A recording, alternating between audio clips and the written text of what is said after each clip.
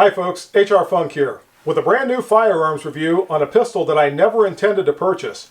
In fact, my acquisition of this pistol started out a couple of weeks ago when I decided I wanted a new optics-ready platform for a future project that I'm planning. And when I started to consider what firearm I wanted, the CZ P10, the new optics-ready version of that pistol, and the Beretta APX were probably the front runners, but I really hadn't made up my mind or committed to any specific pistol when I started shopping. And as fate would have it, when I went to the store the first time, none of the pistols that I'd been considering were available, but in the case they had an IWI Masada. And when I first saw it, I glanced at it, I really didn't think I was interested, and I ended up passing on it that day, and ended up not buying anything that day, as it would turn out.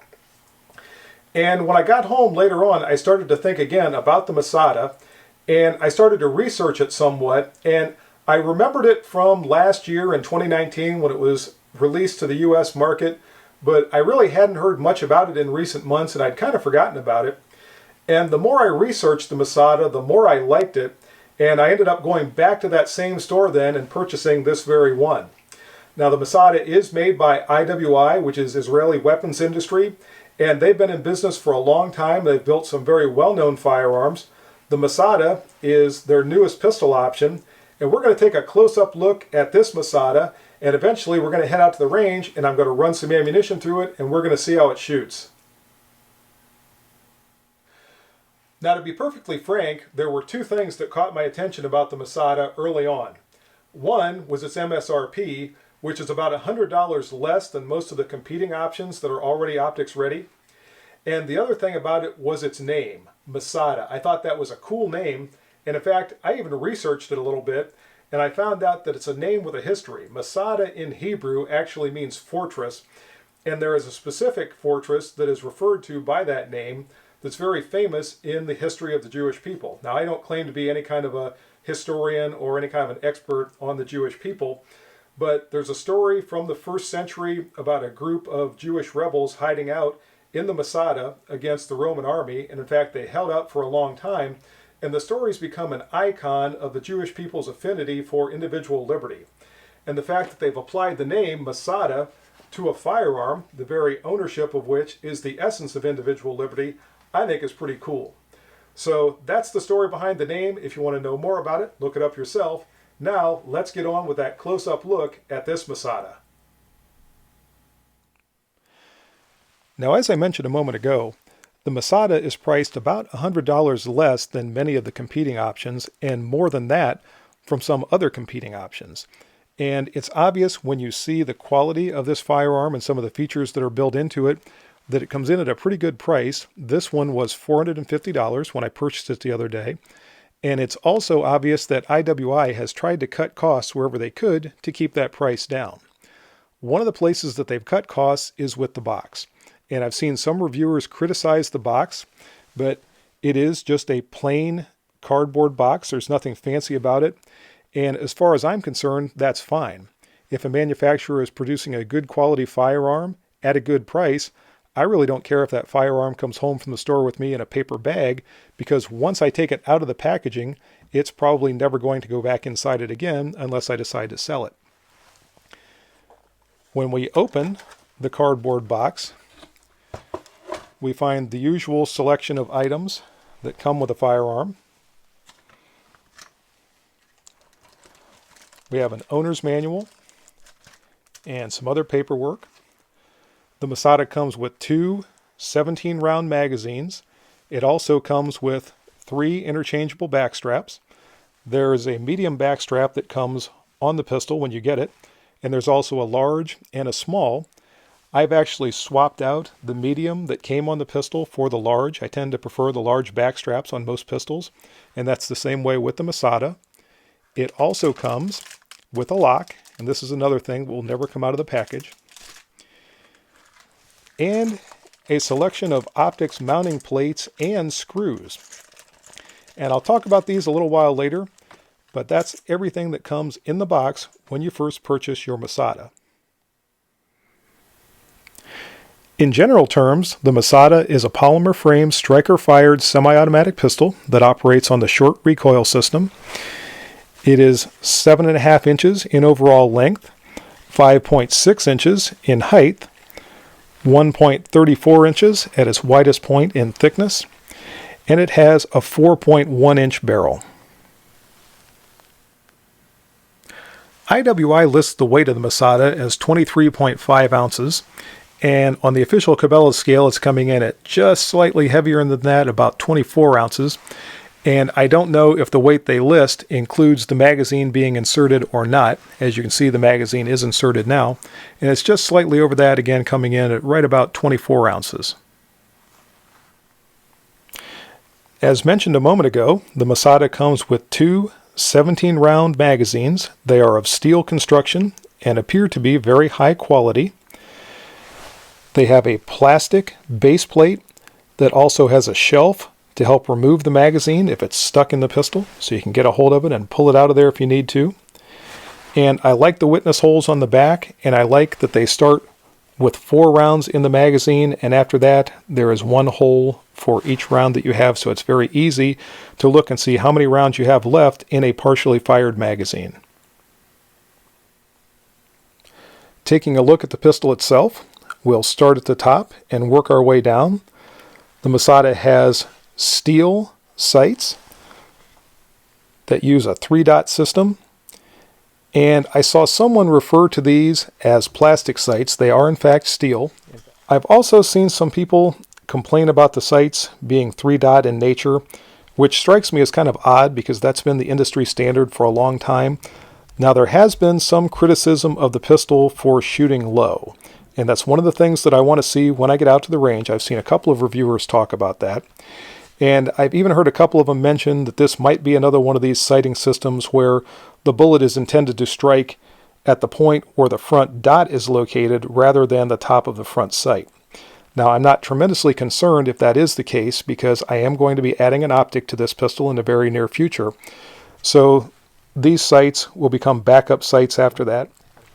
And you can see on the top of the slide, there is the polymer cover for the optics platform. And when this is removed, the various plates can be inserted to go with whichever optic you decide to install. And as I mentioned, the plates come with the pistol, and there are 4 of them. And they are available for the Trijicon RMR, the Leupold Delta Point Pro, the Vortex Venom, and the Sig Sauer Romeo 1. And obviously, for any other micro red dot sights that fit those same plates, you could also install one of those. Now, as I mentioned, the Masada does come with 4 mounting plates for very popular micro red dot sights, and as you can see, the plates are clearly marked so you know which plate goes with which sight. It also comes with screws to attach both the plate and the sight, as well as a wrench to complete the whole project. The steel slide of the Masada features a black oxide finish that looks very good.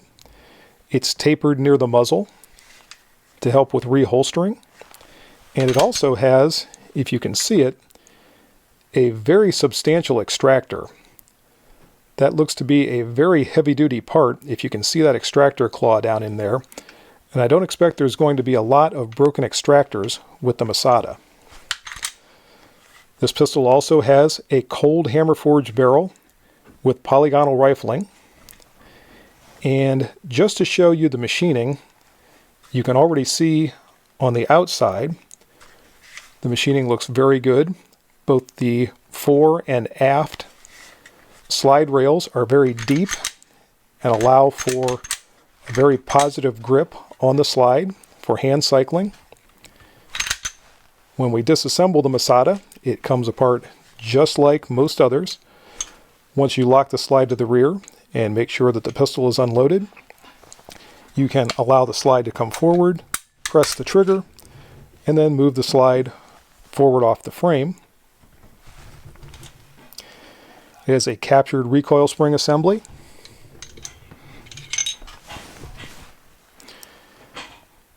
And again, we can look at the very nice machining inside the slide. We've got the striker block at the rear. There's another look at that extractor claw, a little bit better look at the extractor claw. And again, very clean, very high quality machining on the metal parts of the Masada. And as long as I have the pistol disassembled, we can take a look at the frame. The Masada is a modular system. The fire control that you can see here is actually part of a chassis, and you can remove it from the frame. In the future, if IWI issues frames of different sizes or potentially different length barrels and slides, etc., you can swap this from one frame to another, as we've seen with some other manufacturers. And you can see the serial number here in the back. That's actually just showing through the window, and again, it's part of that chassis system. The Masada has a standard 1913 rail at the front for attaching accessories. It has a squared off trigger guard that has a lot of room in case you're wearing gloves. And you can also see where the trigger guard is recessed at the back to give you a higher grip and to help lower the bore axis in your hand. You can see the texturing on the grip. This is what I would call a medium texturing. It's not as aggressive as some other firearms that we've seen on the market, but it's also better than others. Another thing you'll notice about the frame of the Masada is the lack of texturing, or maybe I should say the minimal texturing, on some of these other parts. And that's one thing I suspect when it comes to abrasions and maybe slight dings, they're probably going to show a little bit more on the Masada than they do on some others, which is what I think that texturing mainly is there for, just basically for cosmetics. Even so, at a price point of $450, I'm not terribly worried about the occasional abrasion or ding, so long as the pistol works well. The Masada is also an ambidextrous pistol. You can see on both sides there is a slide stop that can be actuated with either hand. And also we see the ambidextrous magazine release. And there's a couple of things I want to mention about the magazine release. First, notice that the contour is somewhat rounded to match the frame. And also the grooves on the magazine release are horizontal. And I've noticed in handling the Masada that when you use the magazine release, your thumb has a tendency to feel like it wants to slide forward off of that release. Now, I've not had a problem not being able to release it or anything like that, but also my hands have not been slippery when I've been handling the pistol to this point. I think if those grooves were vertical, that would improve the traction for your thumb on that magazine release and just make it feel a little bit more positive. Or better yet, maybe checker the magazine release also just to improve that traction for your thumb. Another thing I've noticed, if you look closely, you'll see there's not much of a guard on either side around the slide stop to keep it from being inadvertently actuated. But its location, I think, probably mitigates any problem with accidentally hitting that. With a thumb's forward grip, it is in pretty much the perfect place to keep from being touched on either side, regardless of whether the shooter is right-handed or left-handed. You can see that there's really nothing that should touch that. So I think just the position of that is very good. The contour is good. It's very positive, and you can see the grooves on the slide stop are vertical, and that's the direction that you're going to be moving it, whether you're engaging it or disengaging it. So I think that's very good. And the takedown lever, if you're right-handed, also using a thumb's forward grip, makes a very good index point for your offhand thumb. So even though the frame doesn't have a place for that indexing, the takedown lever itself handles that task quite well.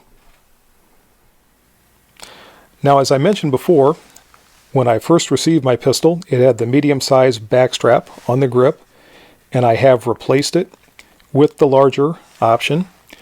And this is a very simple process. I'm not going to demonstrate it, but I will talk about it.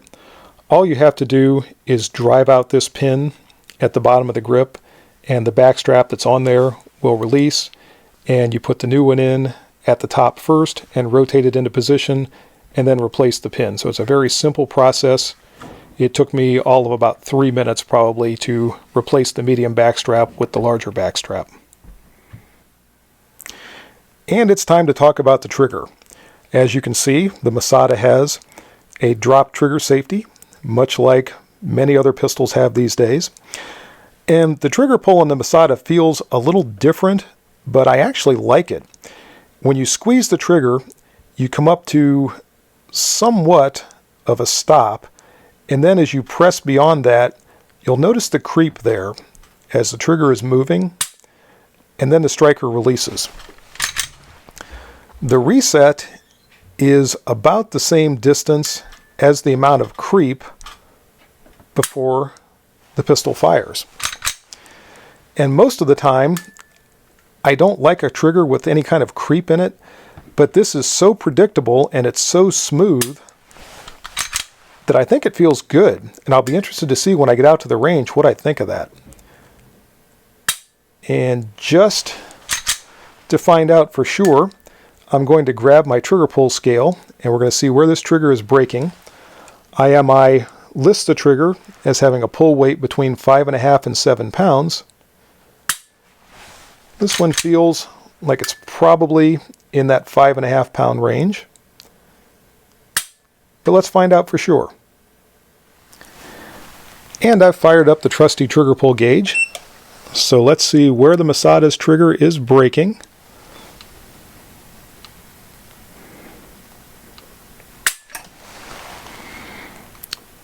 Pretty much right at 4.5 pounds on that pull. So that's even a little bit lighter than I thought it was. Let's try another one.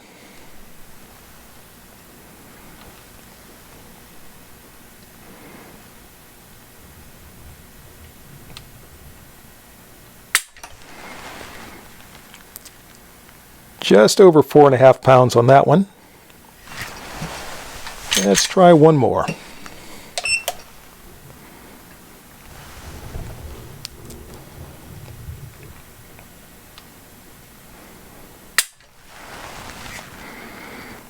And a little less than 4.5 pounds that time. So again, averaging those three is going to be right about 4.5 pounds, which is pretty good for that brand new trigger.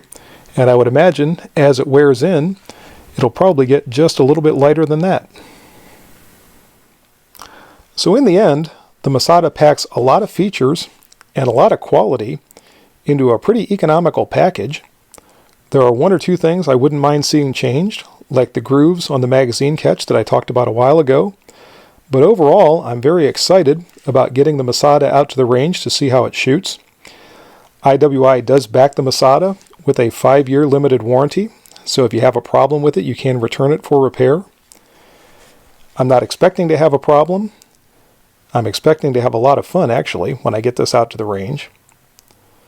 And that's going to pretty much do it for our up-close look. And that's pretty much going to wrap things up for my shop review of the Masada. Now it's time to head off to the range and see how it performs. And as you can see, I've arrived out on the range with the Masada. And in just a couple of minutes, I'm going to start to do some shooting with it. But one thing I wanted to point out first, and I'm not sure if you were able to see this during the shop review of the Masada, but out of the box, it is very, very dry. There was virtually no lubrication of any kind on the pistol. So prior to coming out here, I did take the time to lubricate it properly. That was the only preparation that I made before I came out to the range. But other than that, the pistol is exactly the way it came out of the box, and it's time to stop talking and start shooting. So in just a couple of minutes, I'm going to start to do a slow fire accuracy drill with the Masada from a distance of 30 feet. Let's see how it does.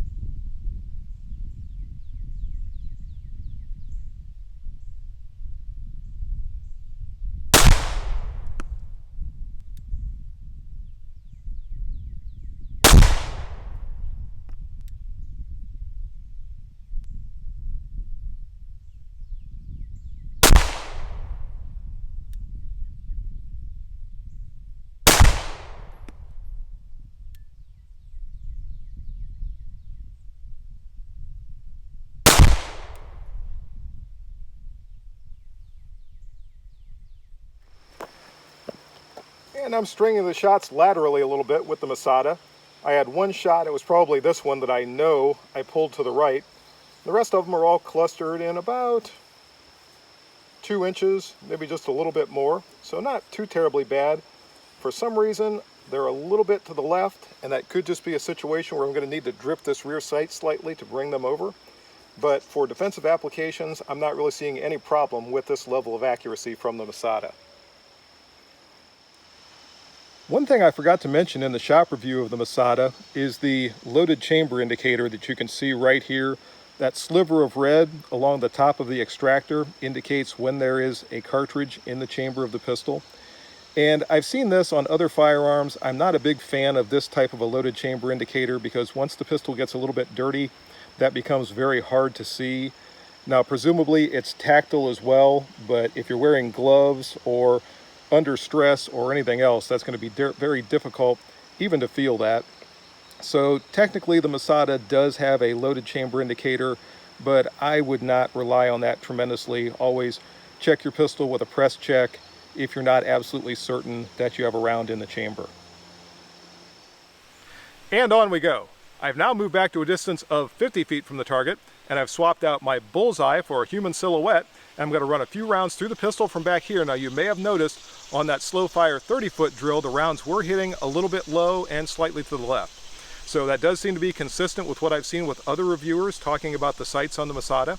So this time from 50 feet, I am going to try to compensate just a little bit, and I'm going to raise my point of aim up to the upper chest or higher chest area of the target and see where these rounds impact.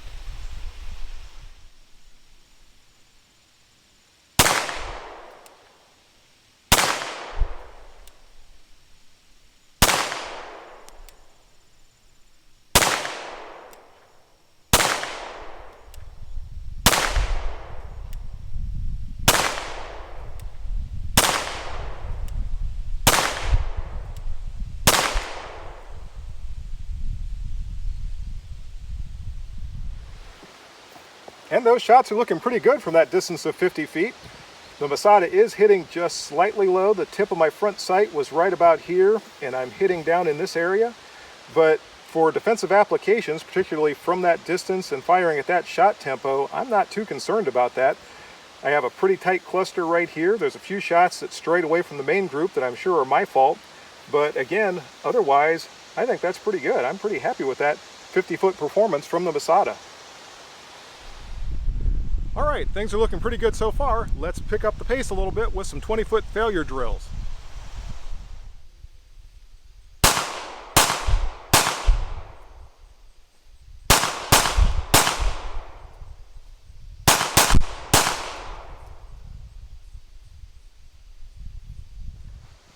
And no real problem with the failure drills. I tried to pull that first headshot off to the left, but at least stayed on the white outline of the silhouette.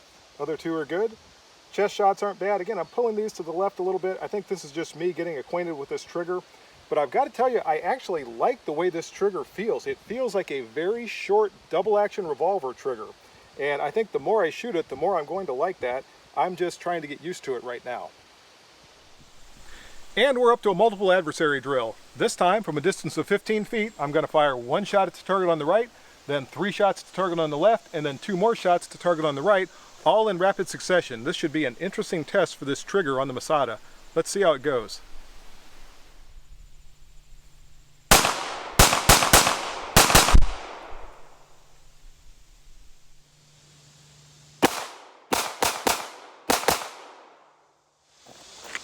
No problem with those, keeping all 6 shots on the target.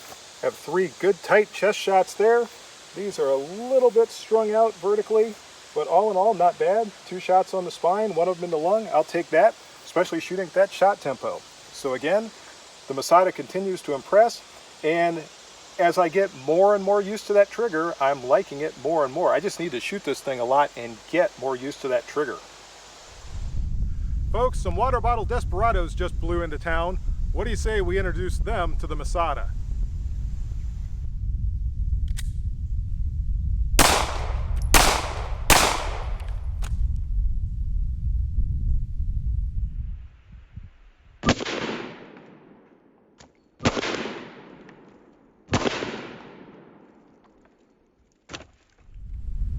And it was 3 up and 3 down for the Desperados versus the Masada.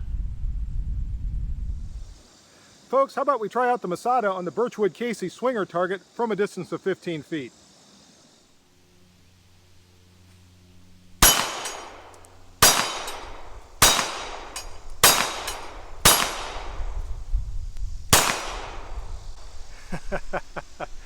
Not bad.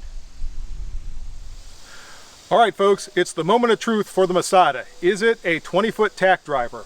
I've got a tack in the target, I've got 3 rounds loaded into the Masada's magazine, so let's find out.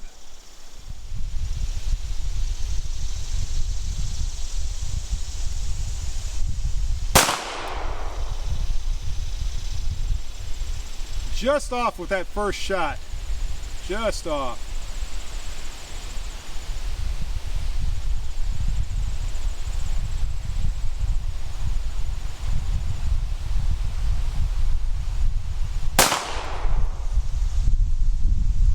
Hold the second one low. Have one more shot to find out if it's a tack driver.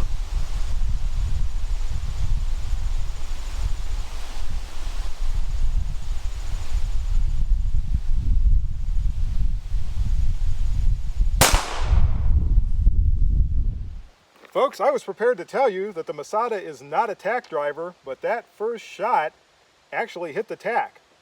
In fact, I wonder if the tack deflected it a little bit, because the shot's over here, but it took off about the top half of this part of the tack back here. In fact, I'll bring that up. So maybe not quite a true tack driver, but not too far from it. Folks, at the end of the day, I like the Masada.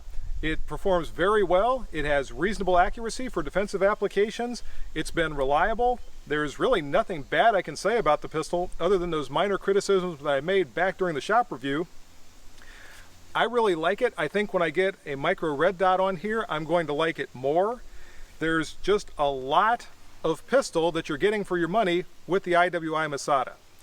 And that's the video for today. I hope you enjoyed it. If you have any questions or comments, as always, make sure you forward those to me. Remember, if you order anything from Optics Planet, be sure to use my discount code, which is... And if you use that discount code, it's good for 5% off anything you order from Optics Planet. See you next time, folks. And until then, good shooting.